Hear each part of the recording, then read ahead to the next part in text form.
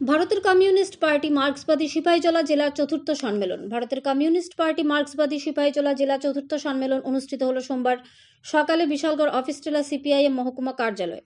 সম্মেলনকে কেন্দ্র করে সিপিআইএম বিশালগড় মহকুমা অফিস কার্যালয়ের সামনে প্রথম শহীদ বেদিতে মাল্যদান এবং পুষ্পার্ঘ্য কর্মসূচি, তারপর শহীদদের উদ্দেশ্যে 1 মিনিট নীরবতা পালন করে কার্যালয়ের দ্বিতল ভবনে অনুষ্ঠিত হলো সম্মেলনের কর্মসূচি। সম্মেলনে উপস্থিত ছিলেন রাজ্যের প্রাক্তন মুখ্যমন্ত্রী তথা পলিট ব্যুরোর সদস্য কমরেড মানিক সরকার, সিপিআইএম রাজ্য কমিটির সম্পাদক মণ্ডলীর সদস্য কমরেড মানিক দে, জেলা কমিটির সম্পাদক তথা প্রাক্তন মন্ত্রী ভানুলাল সাহা, জেলা কমিটির সম্পাদক মণ্ডলীর সদস্য বিধায়ক শ্যামল চক্রবর্তী, মহকুমা সম্পাদক পার্থপ্রতিম মজুমদার সহ অন্যান্যরা। সম্মেলনে সম্পাদকীয় প্রতিবেদন পেশ করেন জেলা সম্পাদক ভানুলাল সাহা। দলের শ্রীবৃদ্ধি করার লক্ষ্যে বিভিন্ন সাংগঠনিক বিষয় নিয়ে এদিনে আলোচনা করেন নেতৃত্বরা। Bureau report, Dharmanagar. আজ আমরা ভারতের কমিউনিস্ট পার্টি মার্ক্সবাদী সিপাহীজলা জেলা চতুর্থ সম্মেলনে মিলিত হয়েছি। গত সম্মেলনের পরবর্তী সময়ে বিশ্বের বিভিন্ন দেশে দেশে এক পেরু বিশ্ব ব্যবস্থা কায়েমে দুঃস্বপ্নে বিপুল মার্কিন সাম্রাজ্যবাদের বিরুদ্ধে লড়াই করতে গিয়ে শত শত মানুষ শহীদ হয়েছে। শহীদ বেদির সামনে দাঁড়িয়ে আমরা তাদের স্মরণ করছি। তাদের শহীদান সাম্রাজ্যবাদ, সন্ত্রাসবাদ এবং পুঁজিবাদ বিরোধী চলমান লড়াইকে উদ্বুদ্ধ করবে।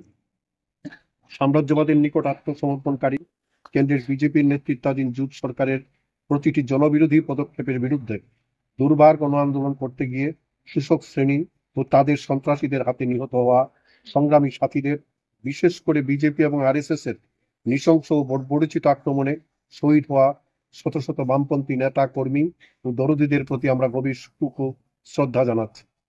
দেশের কৃষক আন্দোলনের সময়ে শাসক শ্রেণীর দুর্বৃত্তদের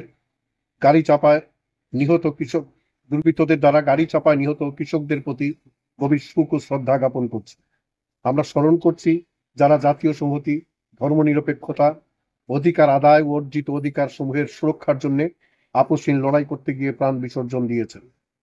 গত বিধানসভা নির্বাচনের প্রাক লগ্নে বিজেপি আশ্রিত সন্ত্রাসীদের হাতে খুন হওয়া বিশালগড়ের চরিলামের কমরেড শহীদ মিয়াকে, গত 30তম পঞ্চায়েত নির্বাচনে, দক্ষিণ ত্রিপুরা জেলা পরিষদ নির্বাচনে বামফ্রন্টের সিপিআইএম প্রার্থী কমরেড বাদল শীল, বিজেপির গুন্ডা বাহিনীর হাতে নিহত কমলপুর মহকুমার শ্রমিক নেতা কমরেড সুকান্ত মল্লিক, তেলিয়ামুড়ার বাগান বাজারে কমরেড দিলীপ শুক্ল দাস, বিলুনিয়া মহকুমায় কমরেড অমৃত ত্রিপুরা, ধর্মনগর মহকুমায় কমরেড দুলু দেবকে, বিজেপির ঘাতক বাহিনীর হাতে পরিকল্পিতভাবে নিহত উদয়পুরের শিক্ষক অভিজিৎ দেকে।